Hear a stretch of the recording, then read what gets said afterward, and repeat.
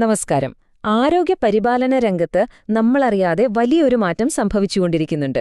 അതിന് പിന്നിലെ ഒരു പ്രധാനപ്പെട്ട ശക്തിയാണ് നഴ്സിംഗ് ഗവേഷണം. അപ്പോ എന്താണിത്? നമ്മുടെയൊക്കെ ചികിത്സാരീതികളെ ഇത് എങ്ങനെയാണ് അനുദിനം മെച്ചപ്പെടുത്തുന്നത്? നമുക്കിതിലേക്കൊന്ന് ആഴത്തിലിറങ്ങിച്ചെല്ലാം.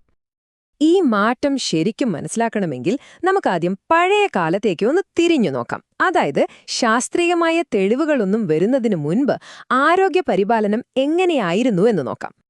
ഒന്നാലോചിച്ചു നോക്കിയേ, നമ്മുടെയോ നമ്മൾക്ക് പ്രിയപ്പെട്ടവരുടെയോ ആരോഗ്യം അത് വെറും കുറച്ചുപേരുടെ തോന്നലുകളെയോ അല്ലെങ്കിൽ പണ്ട് മുതലേ ചെയ്തു വരുന്ന കാര്യങ്ങളെയോ മാത്രം ആശ്രയിച്ചാൽ മതിയോ? പോരല്ലോ അല്ലേ? അതിനൊരു കൃത്യമായ ശാസ്ത്രീയ അടിത്തറ വേണ്ടേ? ആ ഒരു ചോദ്യത്തിൽ നിന്നാണ് നമ്മൾ തുടങ്ങുന്നത്. പണ്ട് ആരോഗ്യപരിപാലനത്തിന് പ്രധാനമായും രണ്ട് വഴികളുണ്ടായിരുന്നു. ഒന്ന്, പാരമ്പര്യത്തിലും വ്യക്തിപരമായ അനുഭവങ്ങളിലും മാത്രം ഊന്നിയുള്ള ആ പഴയ രീതി.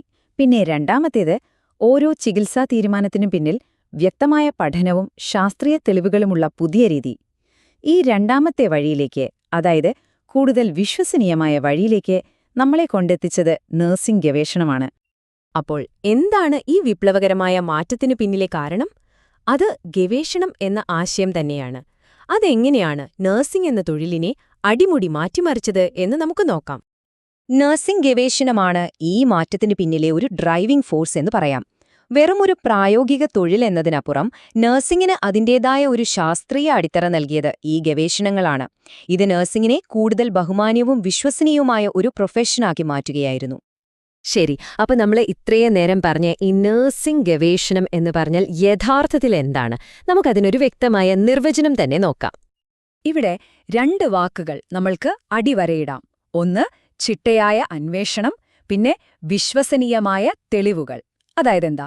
വെറും തോന്നലുകളുടെ പുറത്ത് കാര്യങ്ങൾ തീരുമാനിക്കുന്നതിനു പകരം കൃത്യമായ ഒരു രീതി ഉപയോഗിച്ച് ആർക്കും വന്ന് പരിശോധിച്ചാൽ ശരിയാണെന്ന് ബോധ്യപ്പെടുന്ന അറിവുകൾ കണ്ടെത്തുക. അതാണ് ഇതിന്റെയെല്ലാം ലക്ഷ്യം. ചിട്ടയായ അന്വേഷണം എന്ന് പറയുമ്പോൾ അത് തോന്നിയതുപോലെ ചെയ്യുന്ന ഒന്നല്ല. ഡേറ്റ കളക്ട് ചെയ്യാനും അതിനെ വിശകലനം ചെയ്യാനും അതിൽ നിന്ന് ശരിയായ നിഗമനങ്ങളിലെത്താനും കൃത്യമായ സ്റ്റെപ്പുകളുണ്ട്. ഈ ഒരു ഘടനയാണ് ഗവേഷണത്തെ ഇത്രയധികം വിശ്വസനീയമാക്കുന്നത്. ഓക്കെ, അപ്പോൾ എന്തിനാണ് നമ്മൾ ഇത്രയധികം കഷ്ടപ്പെട്ട് ഈ ഗവേഷണമൊക്കെ ചെയ്യുന്നത്? നഴ്സിംഗ് ഗവേഷണത്തിന് പിന്നിലെ പ്രധാന ലക്ഷ്യങ്ങൾ, അല്ലെങ്കിൽ നമുക്കതിനെ അതിന്റെ സൂപ്പർ പവേഴ്സ് എന്ന് വിളിക്കാം, അവ എന്തൊക്കെയാണെന്ന് നോക്കാം. കണ്ടില്ലേ, ഗവേഷണം കൊണ്ടുള്ള നേട്ടങ്ങൾ ഒരുപാടുണ്ട്. പുതിയ അറിവുകൾ കിട്ടുന്നതിലൂടെ നമ്മുടെ ചികിത്സാരീതികൾ എപ്പോഴും അപ് ടു ഡേറ്റ് ആയിരിക്കും. അതുമാത്രമല്ല, നഴ്സിംഗ് എന്ന് പറയുന്നത് വെറുമൊരു ജോലി മാത്രമല്ല, അതിന് അതിന്റേതായ ഒരു ശാസ്ത്രീയ അടിത്തറയുണ്ട് എന്ന് ഉറപ്പിക്കാനും ഈ ഗവേഷണം നമ്മളെ സഹായിക്കുന്നു. ഇതിലെ ആ രണ്ടാമത്തെ പോയിന്റ് വളരെ പ്രധാനപ്പെട്ടതാണ്. തെളിവുകളെ അടിസ്ഥാനമാക്കിയുള്ള ചികിത്സ, അതായത് എവിഡൻസ് ബേസ്ഡ് പ്രാക്ടീസ് അല്ലെങ്കിൽ EBP. സിമ്പിളായി പറഞ്ഞാൽ, ഓരോ ചികിത്സാ തീരുമാനത്തിനും ഏറ്റവും മികച്ച ശാസ്ത്രീയ തെളിവുകളുടെ പിൻബലമുണ്ടെന്ന് ഉറപ്പാക്കുക.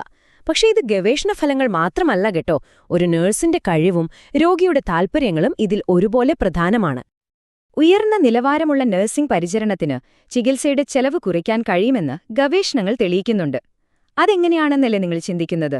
വളരെ സിമ്പിളാണ്. രോഗികൾക്ക് അണുബാധ പോലുള്ള പ്രശ്നങ്ങൾ വരാതെ നോക്കുന്നതിലൂടെയും പെട്ടെന്ന് സുഖം പ്രാപിക്കാൻ സഹായിക്കുന്നതിലൂടെയും ആശുപത്രിയിലെ താമസം കുറയ്ക്കാൻ സാധിക്കും. ഇത് രോഗിക്ക് മാത്രമല്ല, മൊത്തത്തിലുള്ള നമ്മുടെ ആരോഗ്യ സംവിധാനത്തിന് തന്നെ വലിയൊരു ഗുണമാണ്. ഇനി ഗവേഷണത്തിന്റെ മറ്റൊരു പ്രധാന ലക്ഷ്യം നോക്കാം. ആദ്യത്തെ സ്റ്റെപ്പ്, ഒരു സാഹചര്യത്തെ ശരിക്കും വിവരിക്കുക എന്നതാണ്. ഇവിടെ ഈ കാണുന്ന ടേബിളില് COPD ഉള്ള 2 ഗ്രൂപ്പ് രോഗികളെക്കുറിച്ചുള്ള വിവരങ്ങൾ നൽകിയിട്ടുണ്ട്. ഇങ്ങനെ കാര്യങ്ങൾ കൃത്യമായി വിവരിക്കാൻ കഴിഞ്ഞാൽ അടുത്തതായി എന്തുകൊണ്ട് ഇങ്ങനെ സംഭവിക്കുന്നു എന്ന് വിശദീകരിക്കാനും ഭാവിയിൽ ആർക്കൊക്കെ രോഗസാധ്യതയുണ്ടെന്ന് പ്രവചിക്കാനും ഒടുവിൽ മികച്ച ചികിത്സയിലൂടെ സാഹചര്യം നിയന്ത്രിക്കാനും നമുക്ക് സാധിക്കും. ശരി, ഇതെല്ലാം നമുക്കൊന്ന് ഒരുമിച്ച് ചേർത്ത് നോക്കാം. നഴ്സിംഗ് ഗവേഷണത്തിന്റെ ഏറ്റവും പ്രധാനപ്പെട്ട ആത്യന്തികമായ ദൗത്യമെന്താണ്? ഇതാണ് ഈ വിഷയത്തിന്റെ കാതൽ. ഓരോ ചിട്ടയായ അന്വേഷണവും ഓരോ ഡേറ്റയും അവസാനം ബന്ധിപ്പിക്കപ്പെടുന്നത് മനുഷ്യരുടെ ജീവിതം മെച്ചപ്പെടുത്താനാണ്.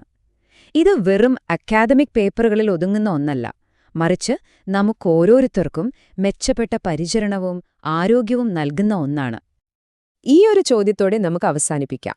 നിങ്ങളുടെ സ്വന്തം ആരോഗ്യപരമായ കാര്യങ്ങളിൽ ശാസ്ത്രീയ അടിത്തറയുടെ പ്രാധാന്യത്തെക്കുറിച്ചൊന്ന് ചിന്തിച്ചു നോക്കൂ. അടുത്ത തവണ നിങ്ങൾ ഒരു ഡോക്ടറെയോ നഴ്സിനെയോ കാണുമ്പോൾ നിങ്ങൾക്ക് ലഭിക്കുന്ന പരിചരണത്തിന് പിന്നിലെ ശാസ്ത്രത്തെയും ഗവേഷണത്തെയും നിങ്ങൾക്ക് ഒരുപക്ഷെ കുറച്ചുകൂടി വിലമതിക്കാൻ കഴിഞ്ഞേക്കും.